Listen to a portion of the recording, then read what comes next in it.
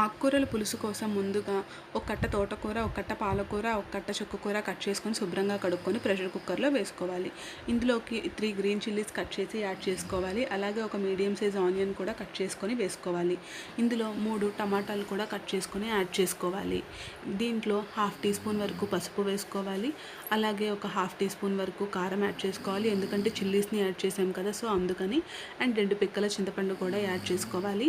And రుచికి సరిపడినంత salt కూడా యాడ్ చేసుకోవాలి దీంట్లో. అండ్ లిడ్ పెట్టి క్లోజ్ చేసుకోవాలి. ఎందుకంటే ఆకుకూరలోంచి వాటర్ వస్తుంది కాబట్టి ఇక్కడ వాటర్ ఏమి యాడ్ చేయట్లేదు. 3 విజిల్స్ తర్వాత ప్రెషర్ మొత్తం పోయింది కదా, మొత్తాన్ని బాగా స్మాష్ చేసుకోవాలి.